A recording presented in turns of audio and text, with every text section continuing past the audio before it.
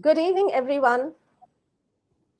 Welcome to the very first learning session of the ICF India Coaching Conclave 2022. So, after the enthralling inaugural ceremony, I request you all to take a moment to center yourself because what's coming up is going to so demand your attention and focus. What we have today here is a captivating fireside chat amongst our amazing lineup of speakers. Just turn off all your distractions and sit back to fully enjoy this conversation amongst our speakers. And do participate and engage in the chat when they come up with questions they will have for you. So, getting into the topic for this session, it's a 90-minute session titled Adopting a Coaching Mindset to Build a Better World. For coaches, and particularly ICF coaches, embodying a coaching mindset is sacrosanct. It's a foundational core competency. So, what is a coaching mindset? A mindset that allows one to be curious, open to possibilities, believing in possibilities, reflecting and introspecting, being self-aware, and many more. But is embodying a coaching mindset extendable outside of the coach-coachee dynamic? If this is possible, who apart from the coach fraternity should contribute to the coaching mindset penetrating the width and breadth of human society? How can then adopting a coaching mindset build a better world? If it isn't, then what is coming in the way and how can we address it? As an ICF coach, I'm very excited to hear the perspectives of our distinguished panel today as we stand in service of ICF's vision to make coaching integral to a thriving society. I'm delighted to introduce our speakers for the evening. We have with us our very own Magda Novika Mook, Chief Executive Officer, International Coaching Federation, also acting as partner to the ICF Board of Directors. An accomplished professional coach, Magda also has extensive experience in fundraising, consulting, systems facilitation, and association management. Magda has been the Assistant Director of National Policy and Director of Development with the Council of State Governments. She has coordinated technical assistance programs for the US Department of Agriculture's Economic Research Service, as well as implemented special projects in 4 European countries. She is the member of the Women's Foreign Policy Group Forbes.com Council of Nonprofits. Magda frequently delivers speeches on the subjects of trends in coaching, leadership development, as well as regulation and ethics. Welcome, Magda. Thank you so much. Thank you so much for the invitation. In conversation with Magda will be D. Shivakumar, or Shiv as he's popularly known, Group Executive President, Corporate Strategy and Business Development, Aditya Birla Group. Shiv has held positions as Chairman and CEO for PepsiCo, the India CEO for Nokia, and later as its emerging market CEO. In fact, Shiv has been a CEO for literally half of his career and was amongst the youngest CEOs in India and the recipient of the Best CEO award as well. Shiv previously worked for Hindustan Unilever Limited for many years, primarily in marketing, where he's worked with over 50 brands in his career and witnessed many business transformations. Shiv writes and teaches regularly on topics such as innovation, leadership, followership, business models, and digitization at leading business schools in the world. His very acclaimed published books are The Right Choice, about resolving career dilemmas, The Art of Management on managing self and teams, and Reflections, his thoughts on leadership and business in India. I'm delighted, Shiv Kumar, to have you with us this evening. Thank you, Sindhu. Thank you, ICF, for having me here this evening. It's an absolute privilege to be amongst all of you. Our pleasure. So our moderator for today's fireside chat is Charles Dhanraj, Pikinati Endo Chair Professor in Teaching Excellence. See, we had to have a professor for our first learning event, right?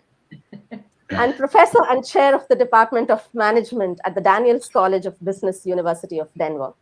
Charles is a mechanical engineer from IIT Madras, and he earned his PhD from the Ivey Business School MBA from the Wilfrid Laurier University and Masters in Engineering in Robotics from the Memorial University of Newfoundland.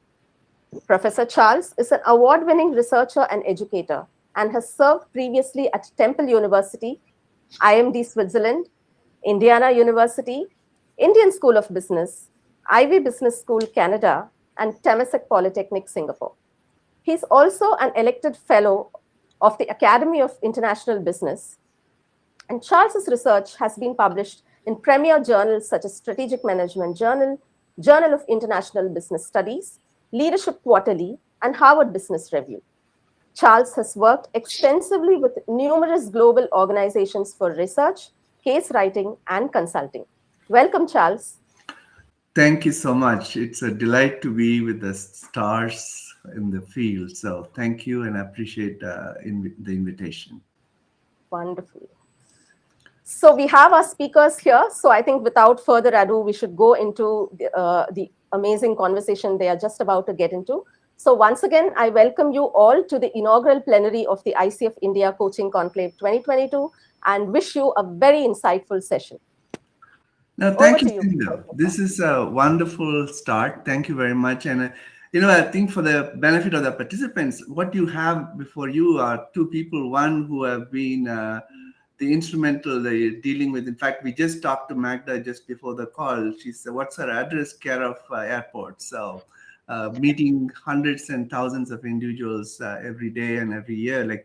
So she's been accumulating this coaching expertise stuff.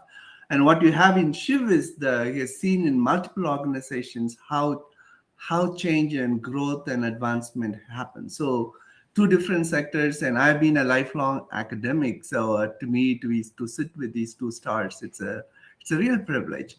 So I just want to talk about my experience being coached. So I'm a new professor in Indiana University. This is about my second year in my teaching. My dean walks into my office and asks, "Can I sit in your class?" And by that time, in fact, I had this weird feeling of, why does he want to come and sit in my class? And I thought I'm doing a great job in teaching. Why does he want to sit in my class? But then you can't say no to the dean. So I said, sure. So sure enough, he came and showed up. And I normally teach from it's a 3.5-hour MBA class. It starts at 6 and goes till 9:30. So I thought he will stay there for 45 minutes and then walk out. So, but then lo and behold, he stays till 9:30. And then I said, okay, fine. And then he walks out after the end of the class. He said, "Charles, when can we meet for a lunch?" I said, what? I thought it's all done. So I said, fine. So we met for a lunch. I still remember this is long back. This is 20 years back memory. And I'm sitting in the faculty club and waiting for him to join me in the lunch. And he walks in with what I thought was a stack of notes and then leaves it on the table. And I'm like, it is much bigger than what I had for teaching that class. Right. So we start the lunch, and then he says, well, it was a great class, blah, blah. And then he asked me a very innocuous question. I taught the case called Lincoln Electric. And he says, why did you teach that case? I said, wow, that's a simple question. You should know this. So I just went on rambling for about 3 or 4 minutes why that case was so good. And then he asked me the question, do you think your students knew this, what you just told me? And that was my light bulb moment. And I said, no. And then he says, what would have happened if your students knew why you were teaching that class and stuff, right? And that began a 5-year of coaching for me. And he would come every year, one class, sit in, and then talk to me. And every time he came, he made a difference. And that's how I experienced coaching. And to a large extent, now I'm involved in a lot of the faculty development and how much coaching has influenced. So I'm a strong believer in coaching. I just wanted to start this session with it because I wanted you all to know that as we talk about coaching, we are not talking from a pure theoretical point. So maybe may I ask Magda and Shiv, what is your experience of coaching? How did you experience coaching? I'll be happy to start. Thank you, Charles. I call myself a junkie of coaching because I've been working with professional coaches, of course, as a CEO of ICF for 17 years. But I personally, as a leader of ICF and otherwise, have been working with coaches for about 15 years now, pretty consistently. And I had privilege and honor of working with very, very different coaches over the years. But I would like to just come back to my very first formal coaching arrangement. and it was probably good 16 years ago, and I was kind of new to ICF at that point. And naturally, I was given the opportunity of working with a professional coach.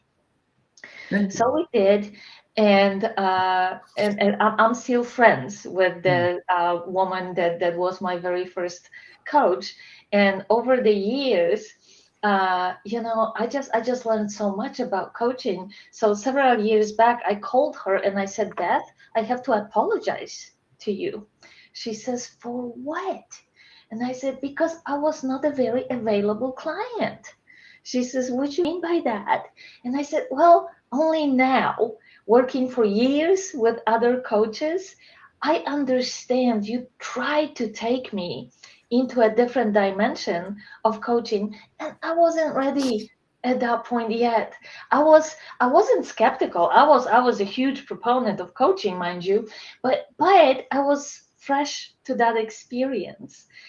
But what this first experience of coaching with her was just giving me an opening to wanting more, to wanting to learn more about myself and to learn more about what I can do for others to be a better leader, and also to frankly understand coaching in a way that it can support the expansion of the profession worldwide. So super positive, and again, we're still friends with my first coach. Thank you, Magda. Shiv. Yeah, so if you go back, Charles, in the early 90s, most companies valued the fact that they would have on-the-job training and on-the-job coaching. I think every leader was expected to do that. I remember when I was an area sales manager in Hindustan Lever in Chennai, I had a management trainee under me, a chap called Paul Thatcher, who's now with IFCO, CEO there. And I had to go, and I was his buddy in that sense. I had to go work with him in the marketplace in Calicut, guide him, listen to him, and be a kind of a sounding board. One of the sad facts of the last 20 years is that and specifically the last 5-10 years, there's no on-the-job training or on-the-job coaching anymore. And as a result of which, I think coaches and ICF will actually get bigger and bigger because most managers have lost the art of coaching on the job. That's what I would say.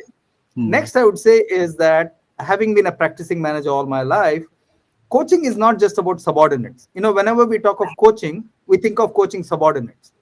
I have found actually that coaching your boss is also a very important thing. There are many times the boss is blind spotted on many things. You have to coach him in a pleasant, nice manner.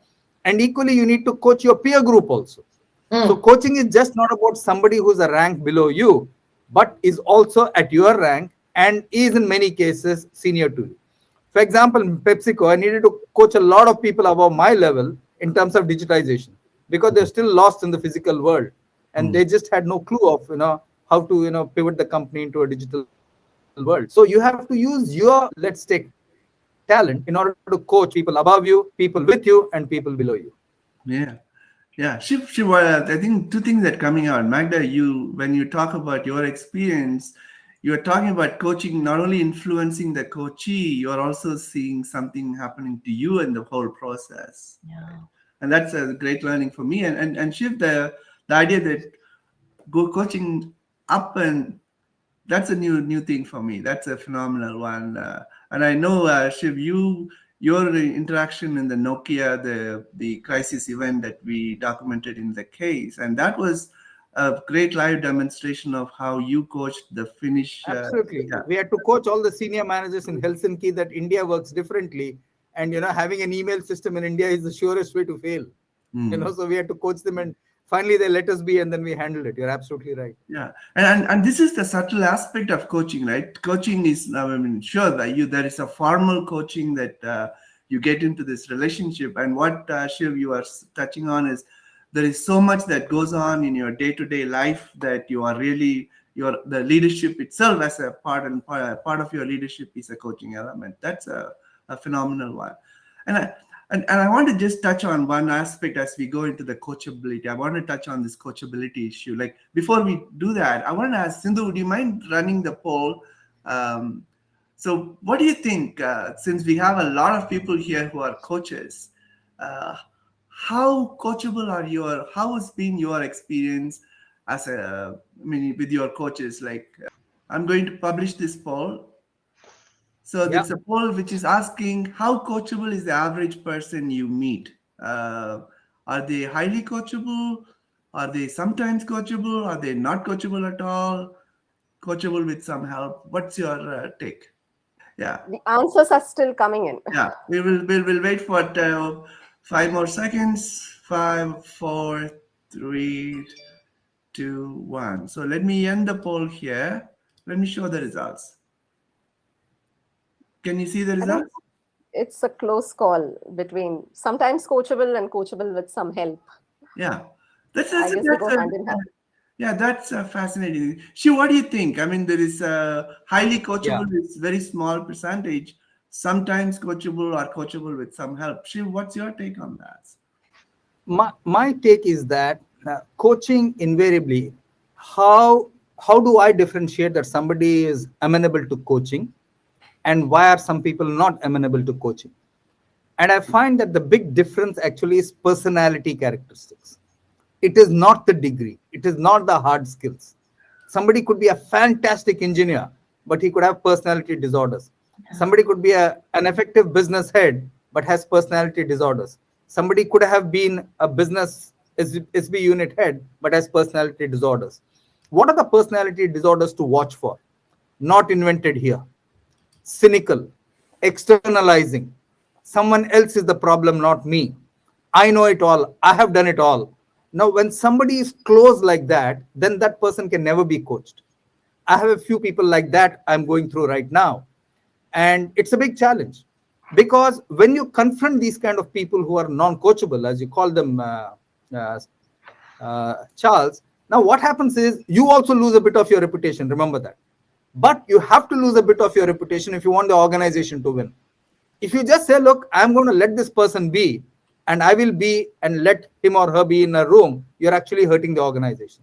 By actually confronting these people who are not coachable, you lose a bit of your own stature, maybe 10%, 5%, but that's okay, as long as you do it for the organization. So I would seriously say, look for personality and personality traits before you begin to coach somebody.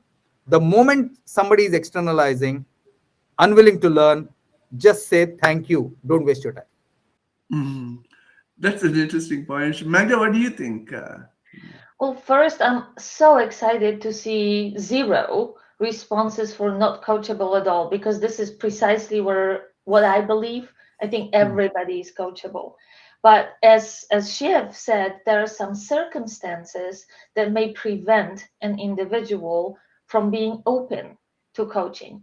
We know very well that when coaching first started, in organizations in particular, possibly it was considered more punitive and remedial than being means of professional development and growth, right? So that may be the first barrier.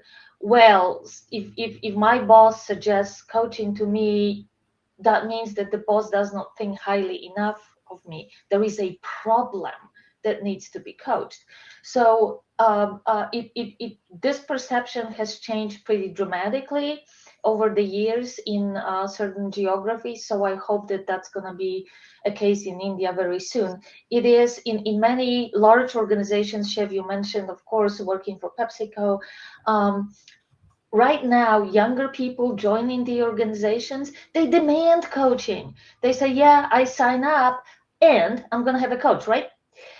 It is a badge of honor. It is the recognition that the organization is believing in the potential of that employee, and therefore afford them coaching.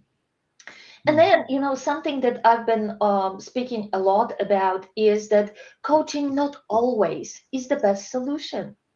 So when coaching is being pushed on an individual, team, the organization, while some other modality, that being mentoring, that being consulting, that being good old-fashioned training, may have a better impact.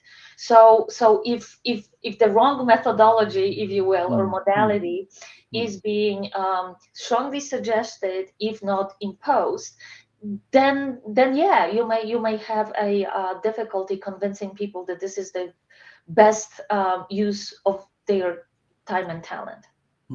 I just add to that, Charles. I would say that, and I think Magda referred to it. Coaching is not a remedy to an ailment. Don't look at it like that. That's the first thing. Okay. Second is, equally, I would say coaching is not a pill. It's not a vitamin pill that you take and next morning you're fine. Right. If I were to give you an analogy, coaching is like a treadmill. You have to be on it all the time. And if you're on the treadmill all the time, you should be willing to accept feedback also. Without feedback, there is no coaching. So go back to the personality point I made. If you're willing to accept feedback, then you are an automatic coach yourself. You'll coach yourself based on that feedback. Okay, but don't think coaching is a pill that you pop one morning and next morning you're fine. It doesn't work that way. No, that is so true. In fact, I was looking at what have we done in the academic arena in terms of the coaching. We have looked quite a few areas that are coming to play, and broadly there are three things that rest with the coachee, and the other one is more with the organization, right? And I think to some extent it's coming out like how comfortable are they with coaching? Do they see it as a remedial or do they see it as a developmental? And I think how do we change this? And quite a lot of time, the way in which they are brought up pretty much condition some of these things. Shiv, what do you think? Yeah, you're right. So it has what you're saying, Charles, has a very significant impact. What I've noticed in my career is that senior managers don't want in-house company coaches. They want people who are outside the company because they feel safe, because they feel that people inside the company tend to be judgmental, or they might not be fully able to open or appreciate what they're going through. So all senior managers in most companies want an external coach outside of the company. They don't want an internal coach. So if you want to make coaching internally a really good success, then I think a lot of senior managers have to suspend judgment, give it their best, and not discuss those aspects with anybody else. That's what I would think has to happen. That's a great way to go about it. Magda, would you agree? Like, how do we increase the comfort with coaching for executives? I mean, one Shiv touches on is like, hey, if they're not comfortable with the internal, bring external that way, or create an environment. Anything else that you have seen how to make people comfortable with coaching? Yeah, this is really very important piece, because sometimes it really makes good sense to bring an external person. And reasons for it, what Shiv just said about comfort, about this confidentiality piece. Coaching is a vulnerable process. So if coaching with an internal, one may perhaps a boss, a C-suite person may not feel open enough, because they may disclose some information that otherwise would not be available to the rank of a person within the organization who happens to be an internal coach. Sometimes bringing the external person is really good because they don't have the same blind spots. They don't operate within the same system, right? And it's a double-edged sword, because a person from within understands the culture of the organization, but there may be something wrong with the culture of the organization, and an external person may spot it easier and may also be more open to say that, rather than the internal speaking to a boss saying, we have to change the ways we are doing business. So there are pros and cons of internal and external. And from ICF research, we know that the most successful organizations that have strong coaching cultures would have internals, externals, and also, and Shiv spoke to that already, have managers and leaders who are trained in using coaching skills, so they can implement that approach in working with their teams and individuals. Yeah, and I'm sure that one thing that we have seen, like Shiv, you mentioned about the personality traits. One of the question one of our participants is asking is it more with the homegrown leaders, or is it true across the industry? The personality traits that influence. I think personality does not, let's take, have a bell curve only for somebody. Personality is a bell curve for the world. So it's not just for an academic or a practicing manager or a coach or whatever it is. You get personality bell curve for everybody. No, that's true. And Magda? I think that what is probably the most powerful aspect of coaching is to grow self-awareness of the person being coached, right?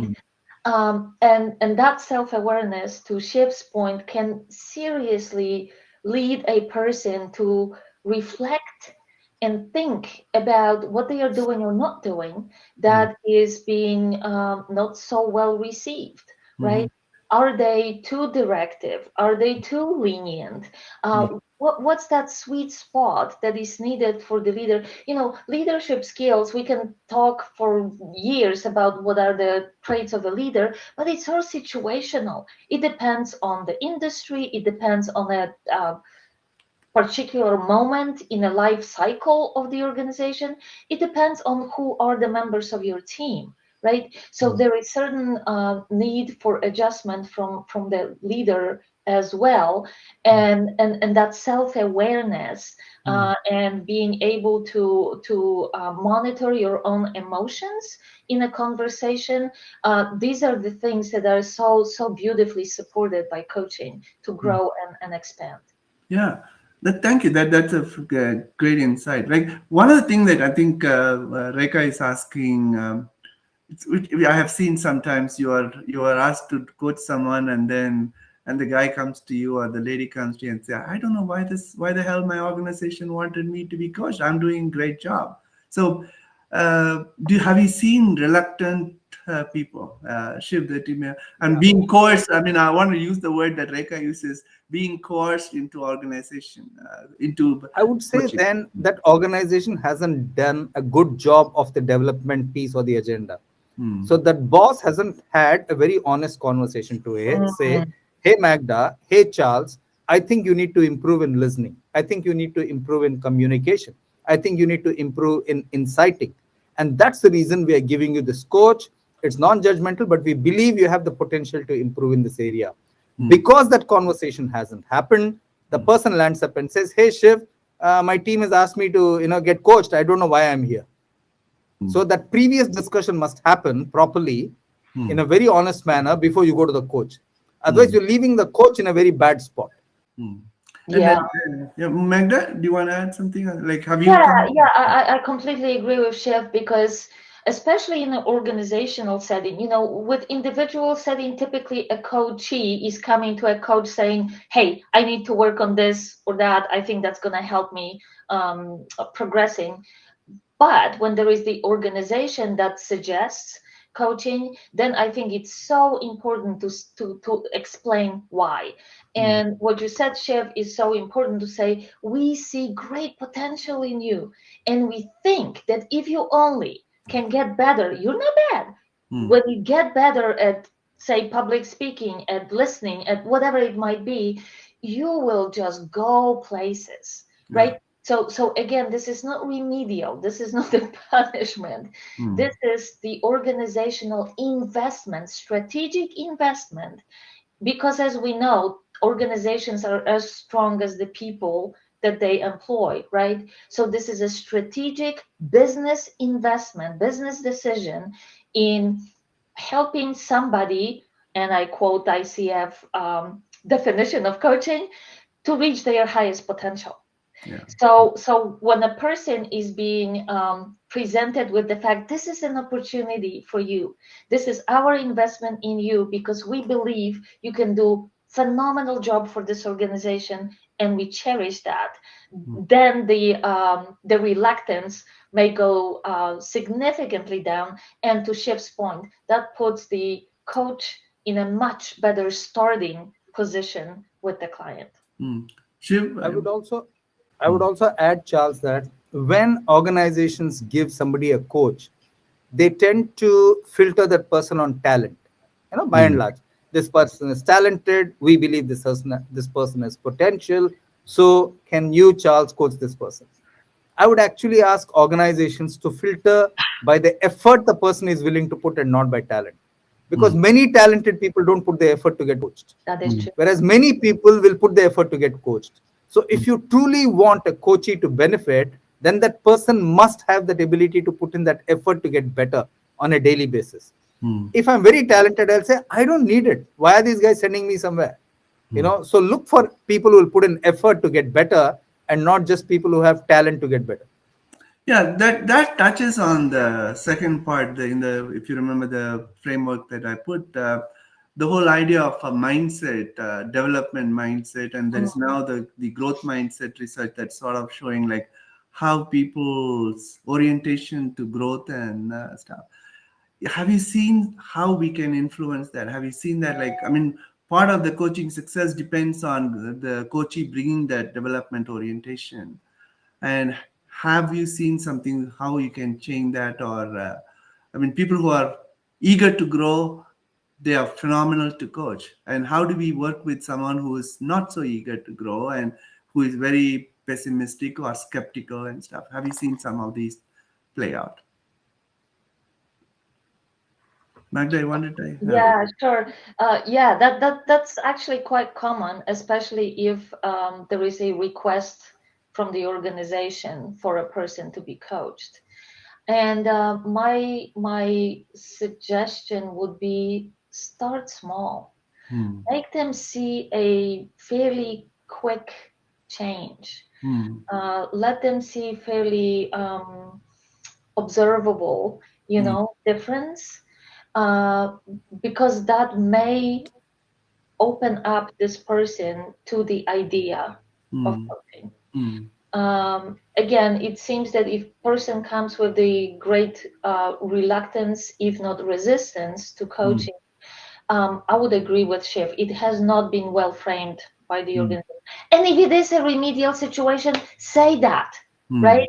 It's fine too, because and then every organization has to ask themselves a question: do you really want to hold to this person, or this is just prolonging the firing process, right? Yeah. That's a fair question too. Don't give me a coach if you want to fire me anyway. But I think that and I do know several people who are highly reluctant. And after their first engagement with the coach, they said, you know what? I did not know what it was. I had different opinion of what it would be like. And still some would say, maybe not for me, maybe not now, but I appreciate the experience. In fact, as you know, ICF does studies with PricewaterhouseCoopers on the awareness of professional coaching.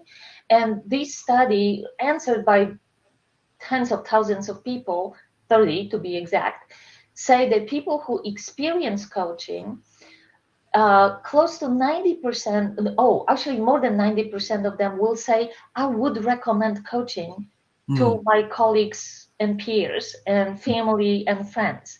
So taking that step into getting into coaching relationship may be one of the most difficult and putting quite a lot of pressure on a coach, no question about it. But at the same time, taking small steps may be a good thing with the reluctant ones. No, thank you. That's Shiv, take. Yeah, so I would say, a learner's mindset, when we talk about, I think somebody who admits that they don't know everything, somebody who's ready to make changes, somebody who's ready to try new things, and somebody who's vulnerable. But most important of all, somebody who says, I want to master this, I want to be better at it. I'll give you an example, since a lot of the people are from India on this call. There'll be a few outsiders, but my apologies for the cricket example. This is a true story from the 2011 Cricket World Cup that India won. Gary Kirsten and Mike Upton, both South Africans, came to coach the Indian team. So before they started their coaching, they told themselves, they had a discussion and said, look, these guys are superstars. We can't tell them anything. So we need to treat them like superstars and let them set the tone and the course of what they want to do. So on day one, Gary Kirsten and Mike Upton told the whole Indian team, practice is optional. We're not going to ask you to practice. Practice is optional. Remember, these are 16 guys representing India, 1400 million people. Practice is optional. But they said, if you want to practice, please tell us the day before so that we can arrange our minds, arrange the whole thing so that we can help you.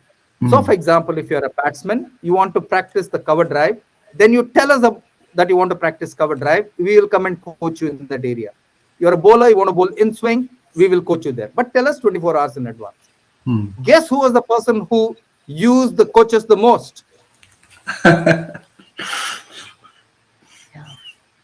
Guess, take a guess, Charles. You're an Indian. Yeah. The person who used the coaching the most was Sachin Tendulkar. Yeah, the most capable. Who had played the maximum number of years. Yeah. Who was the world's best batsman. Yeah. All the others took the optional route. But Sachin said, I want to get better. I want to get better. Yeah. And I want to be coached. He was playing his last World Cup, mind you. So many times when you give the option to people, you'll be absolutely surprised about the people who have the right mindset and are willing to put in the effort to get better. Yeah. Yeah, and that is the dilemma, right? For a coach, like for people who probably don't need that much are the ones who are drawn to it and then work to it. And here where we have seen some effort, like in IMD, we have used psychotherapy for all the students, irrespective of whether they wanted coaching or not. So that's one session, they go through it. And that has, in fact, I have seen examples of students who are coming in with a totally mindset of, hey, either I'm given up or I'm totally great, like changing the mindset. So now there is increasing evidence from research, like there is neuroscience is giving us, it is possible to change the mindset. It doesn't matter what your upbringing is, but by providing some specialized intervention, we can go about bringing that change about in the individual. I want to touch on one thing, Shiv. You touched on feedback, and that's an important one that you have seen. For coaches to be effective or coachability come through, feedback receptivity has to be very high.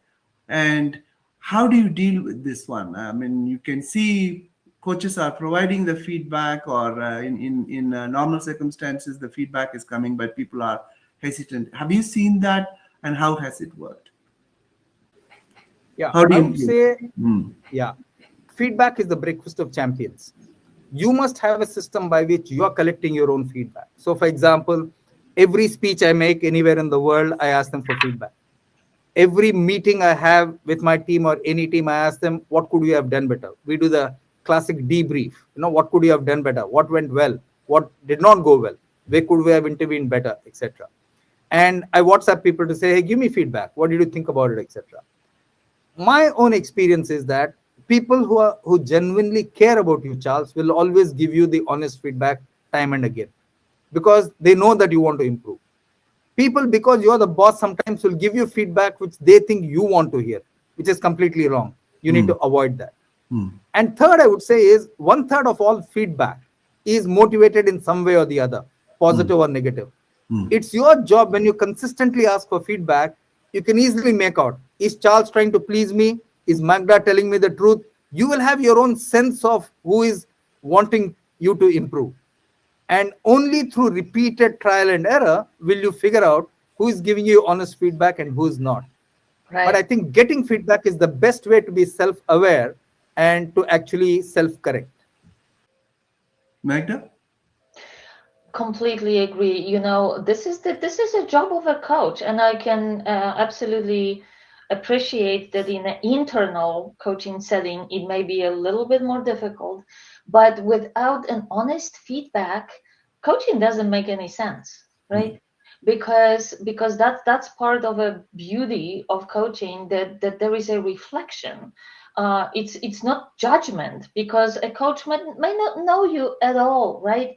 They reflect on what they hear from you. But that feedback is critical. And this is very true, that there are people, like with coaching mindset of lack of thereof, they are not very good at receiving feedback.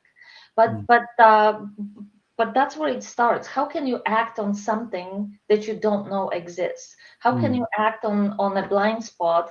Well, we call them blind spots for a reason, right? So that feedback, and granted, there is a way to deliver a feedback that it's not harsh, that it's not devastating in a way, but it is creating a pathway for development from that point over.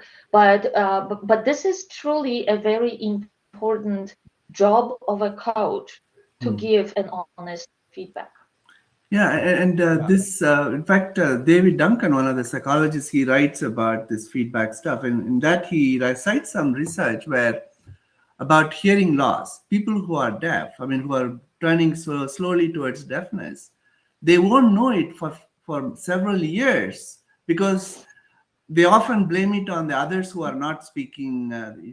So people want others people to speak up rather than recognizing they are losing their deafness. So to some extent, the tone deafness is a big problem in our corporate hierarchy. Even, for example, a lot of the stuff, and that's why we are saying, okay, when an organization recognizes somebody as a feedback, what I call totally unreceptive to feedback, how do we work through that? And sending them to a coaching doesn't help, but how do we get them to come through? Shiv, have you seen that in the organization? One of the things, great point, Charles. One of the things I always tell senior managers is when they are struggling with this feedback, they say, Shiv, I asked Charles for feedback, but I think his feedback is motivated.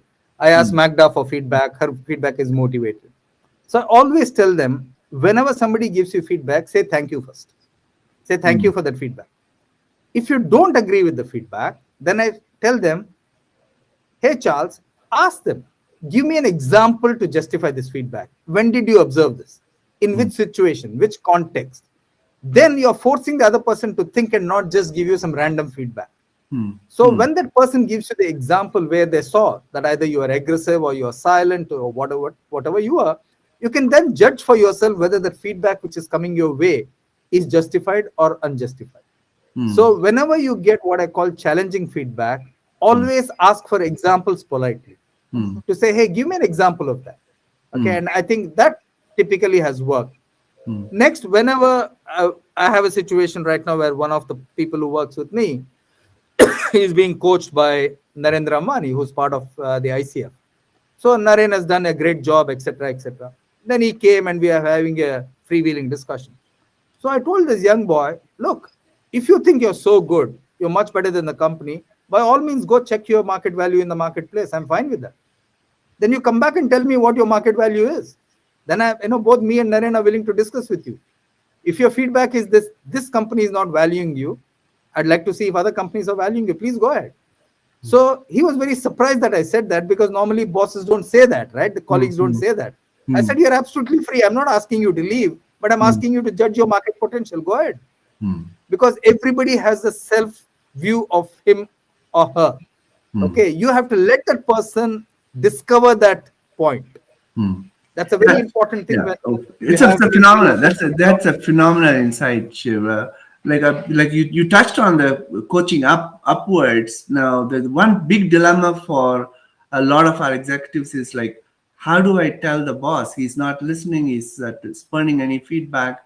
So how do you deal with a tone deaf boss who's unable to listen to feedback?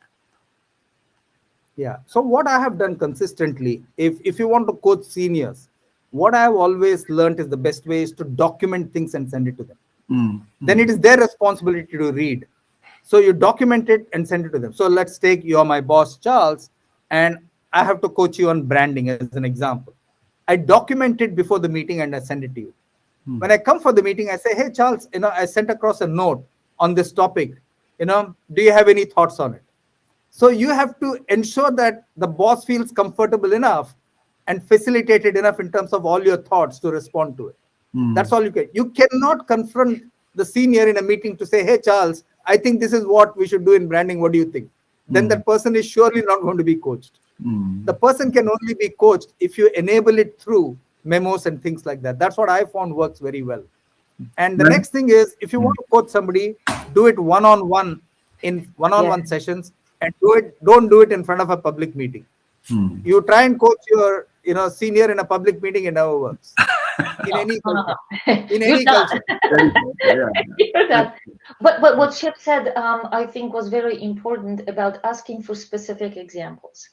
Because I know that we've been touching a little bit about the cultural differences, things like that. So just making it a little bit too black and white, I guess. But in a say Western or US settings, if somebody is quiet, one may assume that this person doesn't have anything to say.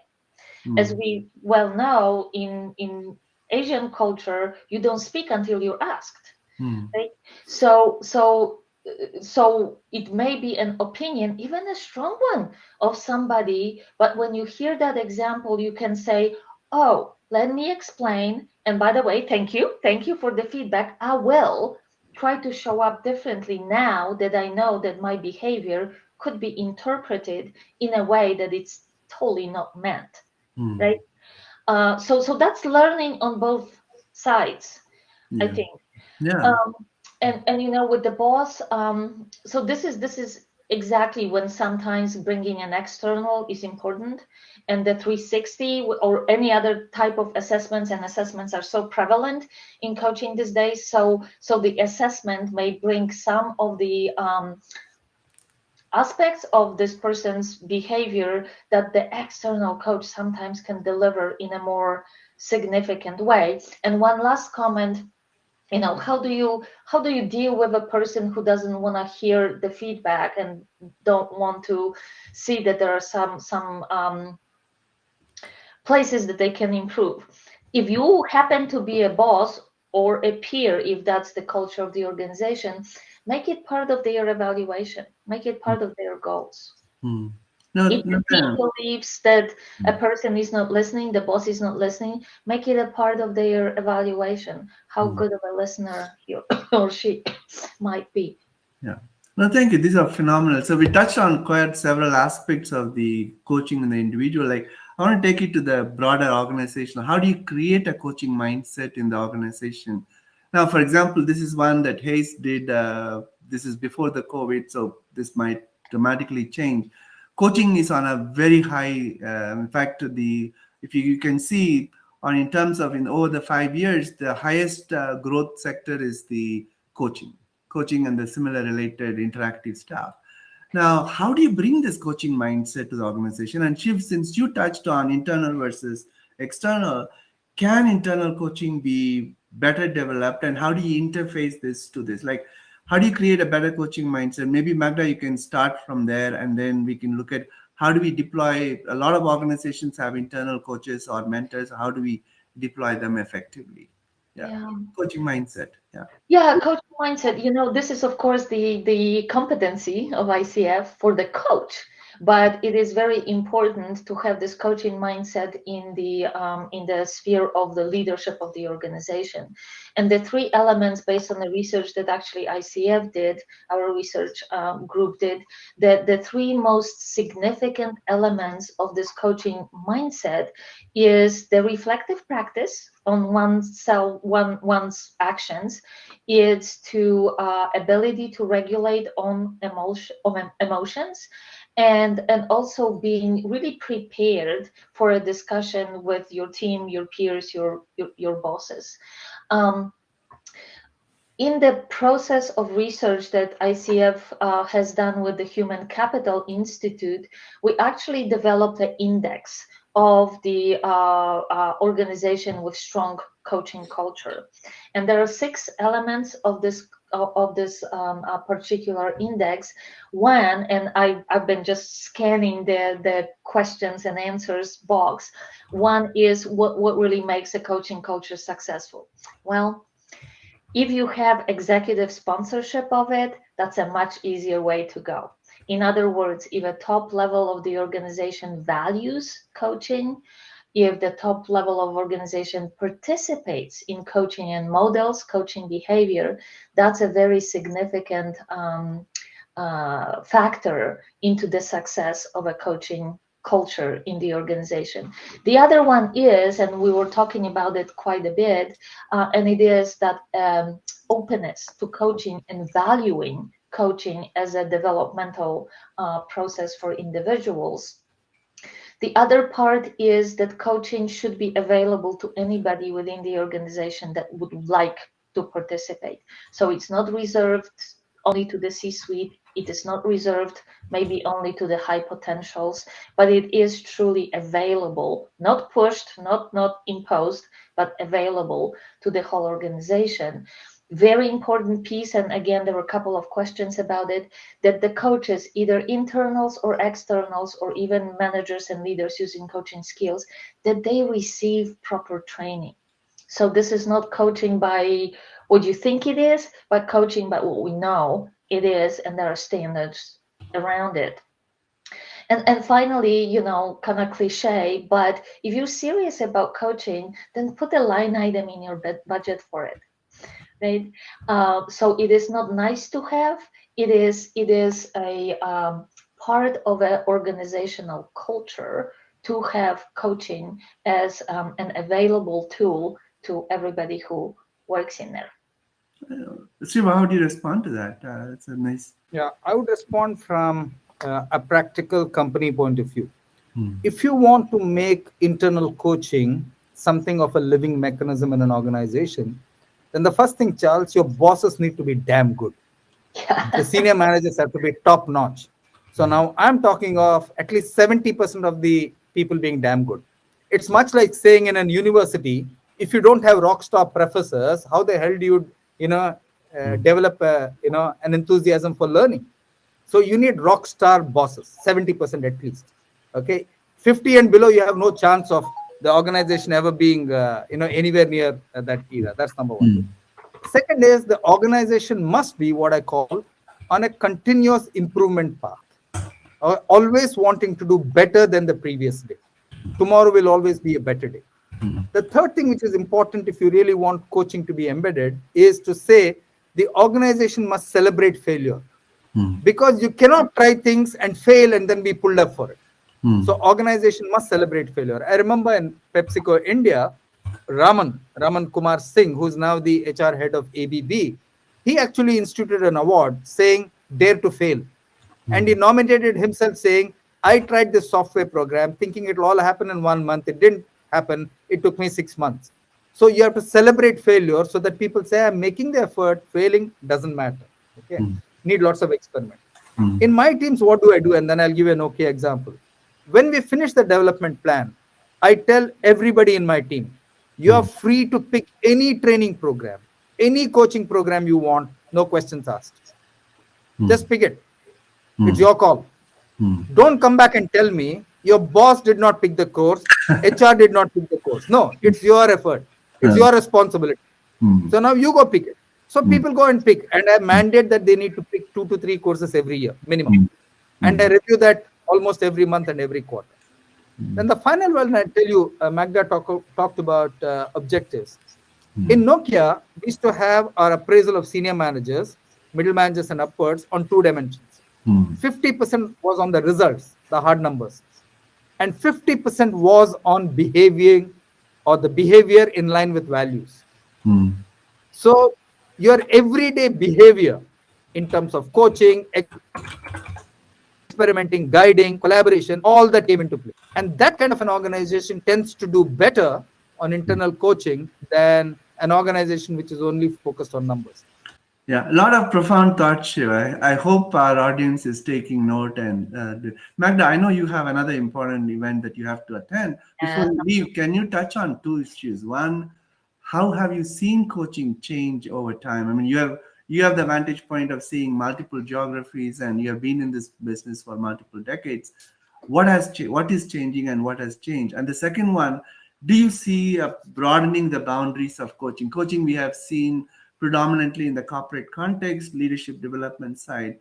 Can parents be coaches? Can we, so to some extent, can we broaden? So those 2 points, if you can address, and I know you have to leave at that point, we'll bid at you. Yeah. Thank you very much. Yes, I've had a privilege of being with ICF for almost 17 years. It's hard to believe, but I do see pretty dramatic changes to coaching from again, coaching being considered more remedial to being considered a phenomenal investment and professional development, personal and professional development tool. Second, as you mentioned, coaching started, at least in the United States, in a one-on-one situation. And now we see that not only private sector, but public sector, and most recently, not-for-profit organizations, charities, foundations, they picked up coaching in a dramatic way as means of supporting the leadership of those organizations and therefore creating a greater social good, if you will. We see, of course, the a big impact of team coaching recently, the prominence of mentoring and also supervision in coaching. So I think we are still very much an evolving profession, and I think that that's one of the best parts of coaching, that we evolve, the profession evolves along with the needs of the clients. Yeah. And I think that this is what we always need to be on the lookout for. And it is, what are the needs of the clients and how can we reach them? One other point I'm going to make is that we certainly always say that the agenda is that of a client. However, it is okay for a coach to bring some issues to the attention and awareness of a client if they see so fit. And if the client is not interested, it's done, right? But at least that openness to, as a code of ethics now would suggest, that the coach and the client have to be aware of the impact of their work on a greater society. That's a fairly significant shift, I think, in how coaching is being delivered and how coaching should be received. So. And your other question is where we're going. I think that coaching is certainly making tremendous impact in social progress, and it is not just through the not-for-profit organizations. As we well know, the ESGs or environment, social, and governmental issues are on the top of the agenda for corporations and organizations. And coaching, in fact, can support each and every one of them, or all of them combined. So this is not just, again, nice to have, as we used to have corporate social responsibility. Then we went into UN Sustainable Development Goals. Now we are with ESGs and seriously coaching. And we have some research at ICF to show how coaching is supporting social progress through not-for-profits, but also through corporate and governmental programs as well. Oh, thank you. This is profound. Thank you, Magda. I know you have to leave, and we're going to miss some of the question part. In fact, one question, ICF research, are we going to do where coaching works and where it doesn't? There's a question that for you, maybe you can take it as you go along. Thank you for joining us in this panel, and I will continue on and we'll keep you posted as well. So thank you so much. I so appreciate being with you. Thank you, Charles. Thank you, Chef. And thank you, ICF Mumbai, for inviting me, and Sindhu. I'll see you soon. Thank you. Yeah. Shiva, I want to shift the conversation towards the betterment of the world. Like, how do we broaden? Good coaching brings better corporate benefit and stuff. But how do we take this for the better world? I mean, the needs in India are so profound. I mean, even if we just contain to the needs in India, like, how do we take this coaching mindset to broaden and bring better world to play? Yeah, I want to link what you asked to Magda to this question and then build my response to that, Charles. First is, what has changed in coaching? If I look at the last 20 years, I think coaching has moved from being directive to being facilitated. That's one big shift I see. Okay. Almost all of coaching in the past was very, very directive. The boss downwards, somebody downwards, whatever. The second thing is it has moved from being completely internal to being more external. That's the other big shift. The third shift which has happened in coaching, thanks to digitization and the fast changing nature of business, is that now we have what is called reverse coaching, where if you take a digital quotient as an example, young people are far more familiar with digital technology than senior managers. So in Nokia, even in a company like Nokia, which is a digital organization, we had about 10 people who we called as digital coaches. And they coach senior managers, and they would actually tell them, these are the top 10 apps of this week. This is what is happening on this app. This is what this app does, etc. Now I'm talking to you, things we did 10, 12 years ago. Okay, that's what it is. And I think, let me give you a practical example. B2B businesses are challenged on digitization. So I was in Calcutta recently, a week ago, and then after that I went to Jakarta. I was trying to push my teams to do much more digital for the last 3 to 4 months. Everybody gets it intellectually, but are not able to implement it on the ground. So I started my sessions more in a coaching manner to say, tell me, what all do you do digitally at home? They said, digitally we watch entertainment, digitally we shop, digitally we learn, blah, blah, blah, whatever it is. The whole thing was digital. I said, okay, what do you think is the digital quotient of your home, of your family? The average score in Calcutta was 60. The average score in Jakarta was 55. I said, okay, fair enough. Now, can you please rate our company, that is your company, on the digital quotient? Both teams put the digital quotient as 25 to 30. I said, isn't this the paradox that we're trying to solve? That you are digitally savvy, but your company is not digitally savvy. They had to open their minds to say, yes, that's so true. Yeah. I said, now, why is that there? It's about information. It's about map, location. It's about payment. 4 or 5 simple steps. Why don't we incorporate all those 4 or 5 simple steps in our business? And that we put out a roadmap. Yeah. In terms of coaching, I think going back to your first question and even this question, I don't think coaching can ever flourish in a high power distance culture. India is one of them.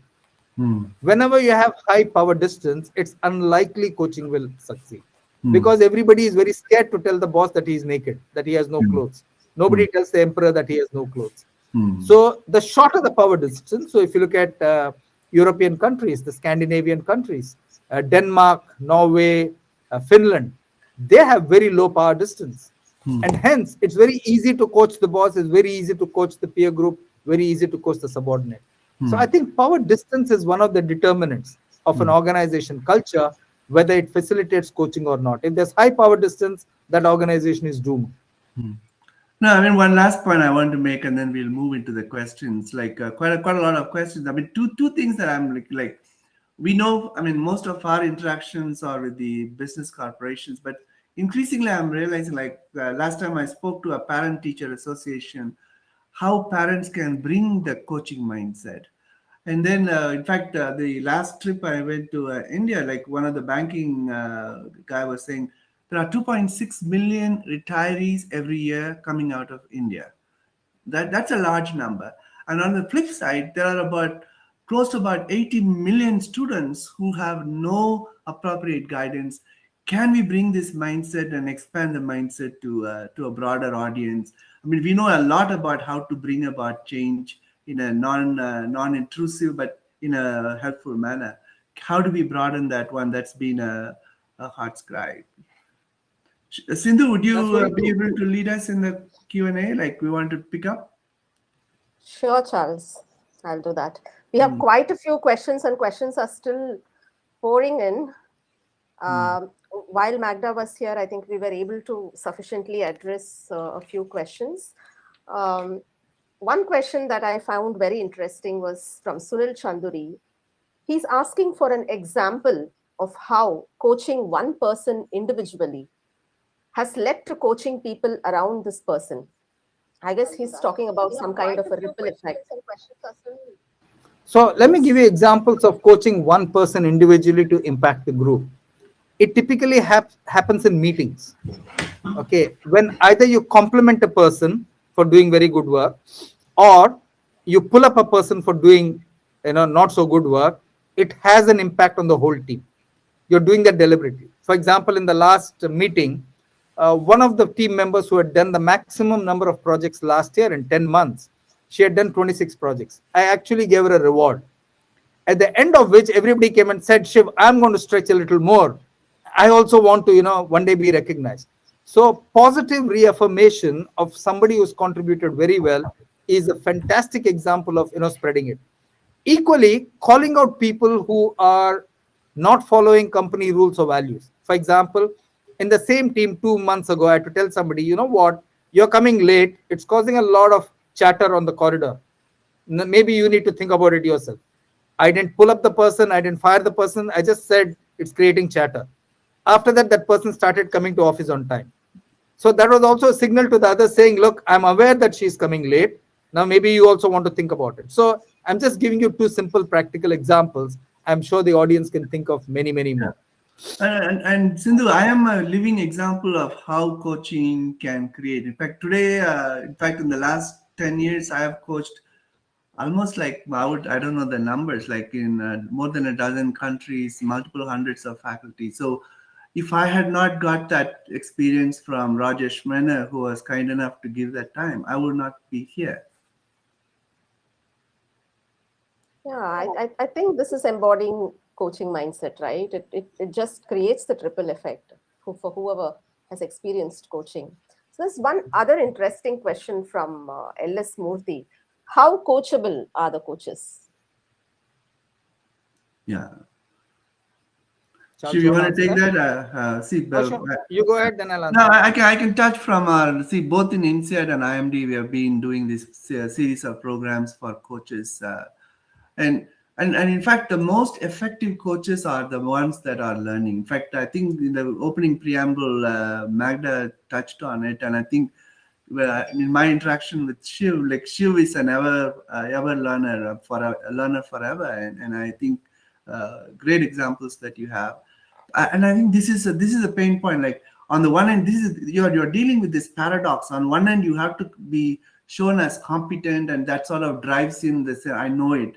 But at the same time, real success comes from the vulnerability that there are things that I don't know, I still have to learn. And that's where, like, if you really want your coachee to learn, you also demonstrate that learning. That's where we find great coaches are great learners. Shiv.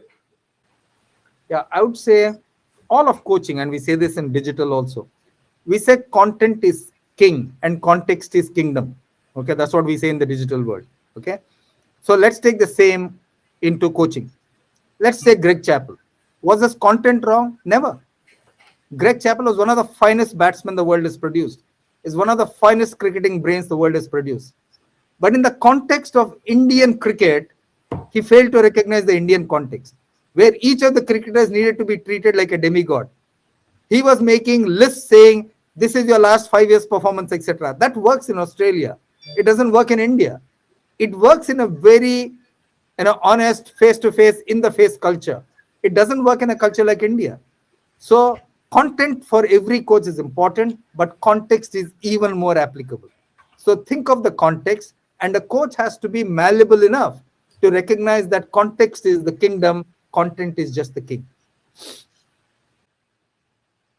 Great, thanks. So I found a couple of questions in the audience, and this is my question too. How do we address trust issues when they come up in coaching? The typical reason for potential coaches to be very close-minded and not willing to open up with the coach. Charles, yours. Go ahead. Yeah, I mean, the trust is paramount, right? You, the moment you are asking for vulnerability on the side of the coachee, and you have to come across as a trust. And this is a problem. Like in the corporate context, I'm out of the company, and sometimes when the external coaches come in, and they get very close to the CEO and the coach and the coachee, and sometimes the conversations you have to block, so that when your close relationship with his or her boss should not create a potential for you to break the trust contract that you have developed with the coachee. And that's important. And I think time and again, it's not a one-time issue. It has to be come over and over and over. So the sense, like, trust is not I've trusted and therefore I can go for the eternity. That doesn't work. And constantly building that trust and reinforcing that trust seems to be an important one in the coaching relationship. Yeah, I would say having a coach is not a career pusher or is not a career advantage. We should never look at it like that. If that happens, it's not by design. It can be by luck, it can be by chance. So having a coach is about improving yourself both on the hard skills, the soft skills, and in the development area, so that you can get better and you have a better shot at your potential. If the coach happens to know the company well, if the coach happens to know the CEO or other people in the industry, it's fantastic. I've seen many coaches actually open doors to people outside of their current companies, which is actually a very positive thing. Okay, so saying, hey, I think you're good enough. Maybe you can go meet this person. Maybe you can go meet that person, etc. That's what a good coach can do. But that is not the reason why you should have a coach. Let me put it this way. Okay, that's a bonus. It's a added value. It's not the main reason you have a coach. Shiv, you had mentioned about personality being the deterrent to coaching and not skill. And we have noticed people coming with a lot of baggage on their own, right? I know everything, I don't have to be coached. And a lot of these things are not just notions, they have very deep-rooted reasons in personality. They could be psychological, they could be the result of past trauma, emotions. So when we work with such individuals, how do you balance the therapy element and the coaching element? Yeah, very good question. So let me give you a very practical example of how I saw this 3 years ago. One of the people who works for me, we had to do a strategy for the HR team and deliver it. So this person made a bunch of presentations based on past presentations, etc. I said the context is completely different. This is HR for HR. This is not about this thing. You need to change it. Too many words in the slide, etc. I said, you will not send it till we agree very clearly what your point of view is. She didn't listen. She sent it behind my back to the HR person and told that person, okay, don't tell Shiv that I've sent it to you. So that automatically raised an alarm bell in my head. Most people who are uncoachable tend to take these shortcuts. They tend to think they're over smart. As long as you watch for it, you can do that. So after that, systematically, whenever I deal with her, I sit down with her and saying, what are the common things that both of us agree on? Don't try to be over smart. Please don't try to overcook this goose. Okay, you are asked for something. Let's please deliver it in the best possible way. Because you will get the credit, you will get the debit of what happens. It's not me. You need to take the full credit in the debit. So I'm trying to do it for your benefit. If you don't want it, then it's your call. I cannot help you. So it's like the old adage, right? You can take a horse to the water, but if it doesn't want to drink water, what do you do? No, that's true. And then this is where, Sindhu, I think to some extent, being aware of where our limits are. I mean, one of our work we did this, we published it in McKinsey Quarterly, grief handling, right? As a coach, you can help someone recovering from the grief and stuff. But there are certain times where you have to turn it over to another specialist so that can be handled, right? So finding our limits and then engaging with the coachee to sort of find where that one. I mean, see, the thing is like the increasing, we are seeing more and more of team coaching where you have multiple people helping someone individual to work through. Like there are certain things I can do, there are certain things someone else can do, and so learning the limits of ourselves and not doing everything. And then passing ability to pass on the ball to the other person and feeling comfortable with it. Like oftentimes coaches don't pass the ball because they feel like they will lose the legitimacy of the coaching. And it is just okay. I mean, assist goal is as good as a goal. So to me, like how do we build that mindset in our coaches so that they can come through? Right. So I think to build a better world, this synergy is very important. So thank you for that, Charles. So we have another question. Yeah, somebody had a challenge. I just want to respond to that. Somebody is saying, isn't this way of coaching archaic? It's not. I give people all the freedom to succeed. There are some people who want to succeed. There are some people who do not want to succeed. And this is the point I made. When you take on uncoachable people and people who do not want to improve, your role as a coach also diminishes by 5-10 points. The question you need to ask is this the right thing for the organization? I always do it for the good of the organization. To me, the organization comes first. And if that person has to be coached in whichever way that person will understand, you have to do that. The other question is, who in the organization, or rather which department, has the most responsibility to drive coaching? Sure. You want me to answer that? I don't think any department in an organization has the responsibility for coaching. It's the individual who has the responsibility for his or her coaching. The individual must put in the effort to want to be better tomorrow than it is today. You cannot outsource your development to your boss or to the HR department or the company. You just cannot do that in today's world. You have to own it.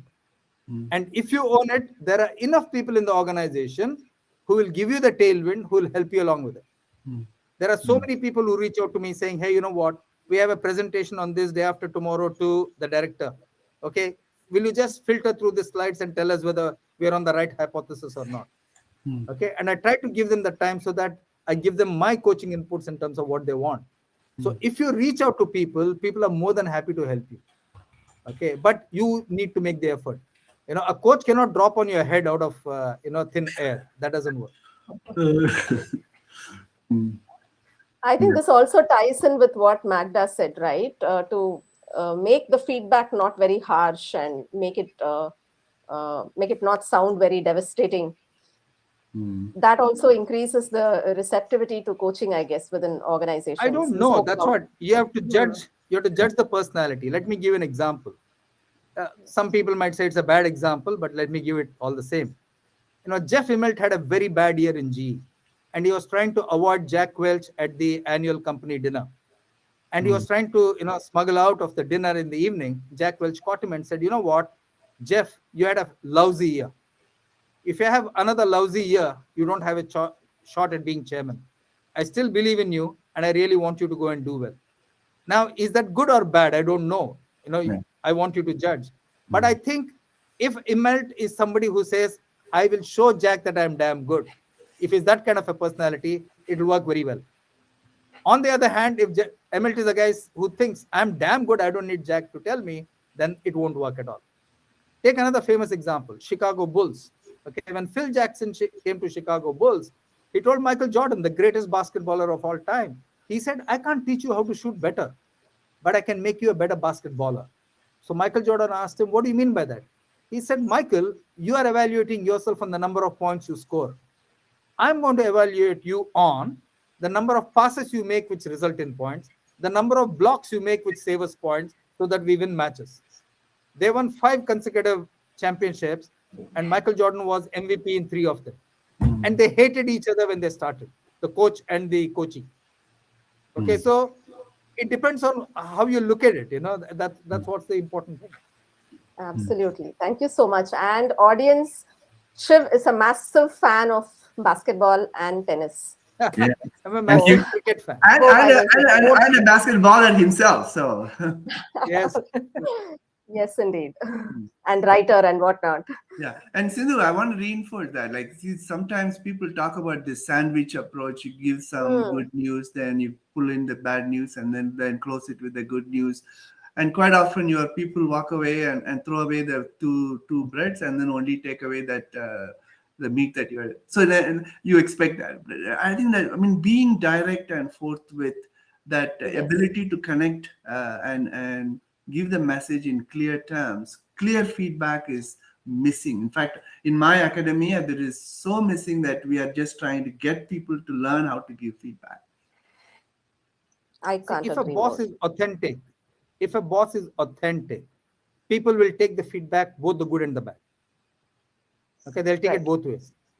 If you are like, we used to have a senior manager in our company, I won't name the company and this thing for embarrassment. We'd go to that person in a half-an-hour presentation, he'd say, fabulous, fantastic, great, this, that, etc. So people would actually count. Oh, I got 6 fabulous today. It means nothing. I got 8 fantastic today. It means nothing. Yeah. So you cannot do puffery in coaching. Yeah. People are smart enough to see it through.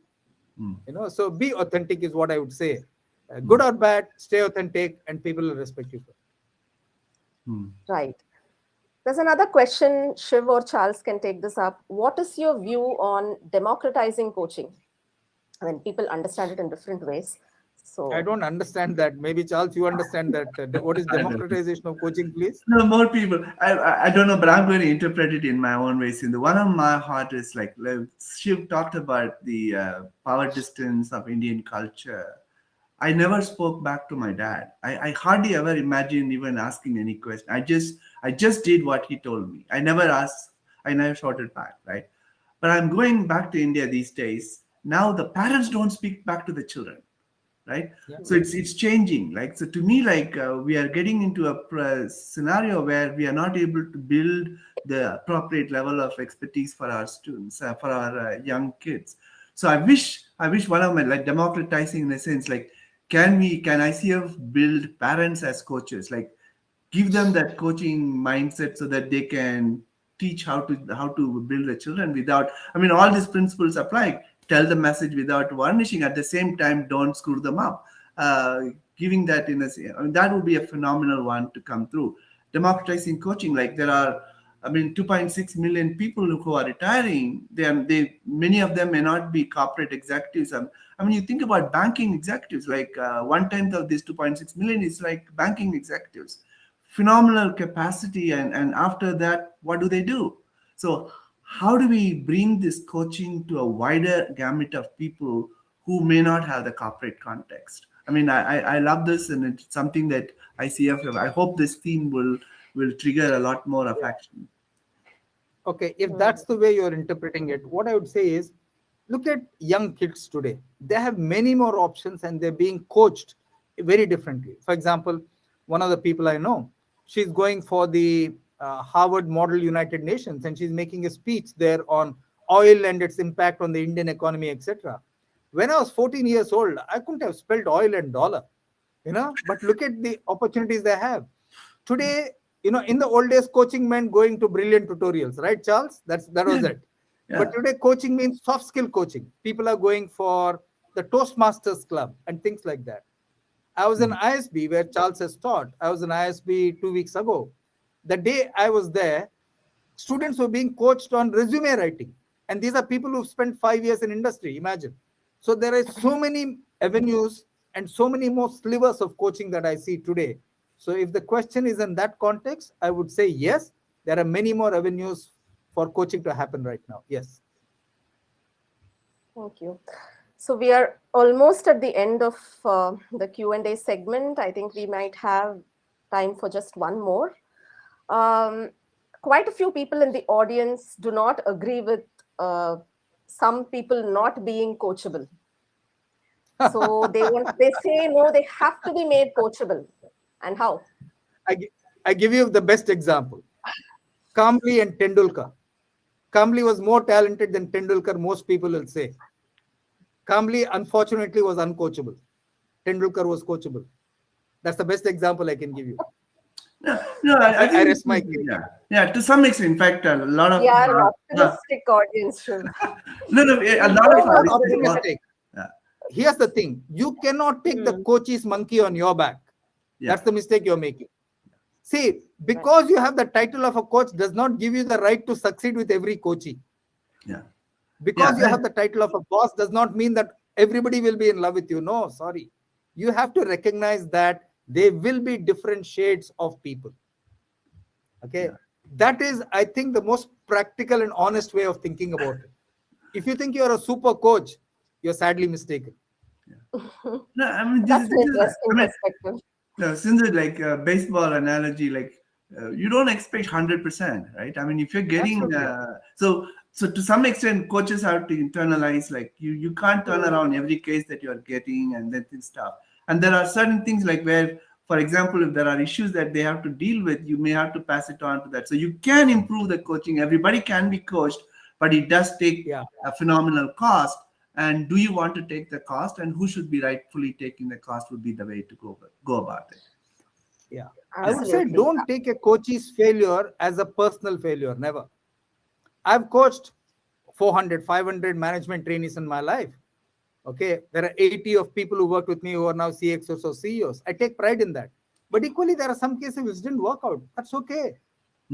I should be honest with myself to say, did I give it my best? I gave it my best. It didn't work out. It didn't work out.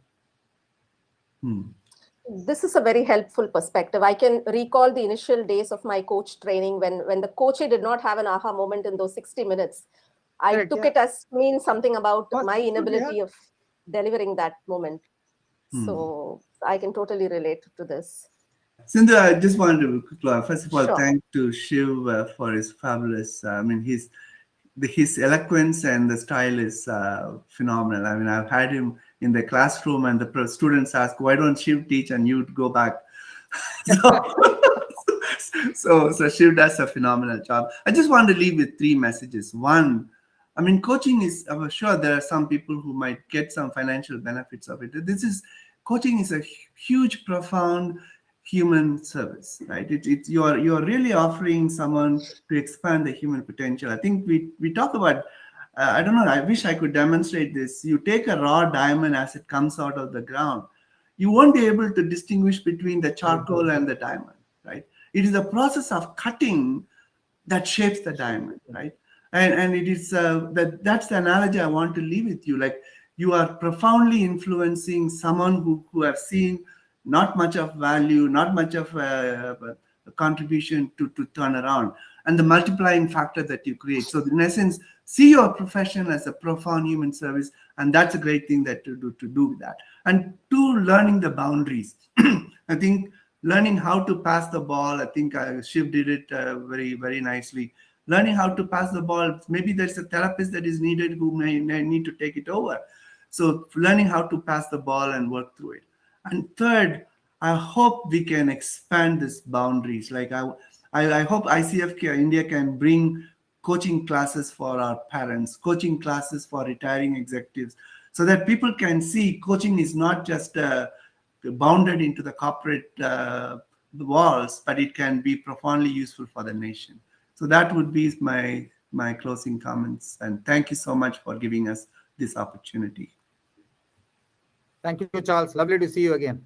Thank you. Thank you. Thank you so much, Charles and Shiv. I think that was a wonderful summarization. I think that's where the academician talent I always end up admiring, summarizing on the go, just like how you were minuting on the go in our last conversation. And it was absolutely insightful. And thank you so much, Charles, Shiv. And though Magda isn't here, it's been such a engaging and insightful session for all of us, and the questions are still not stopping, but unfortunately we don't have a lot of time. So thank you so much.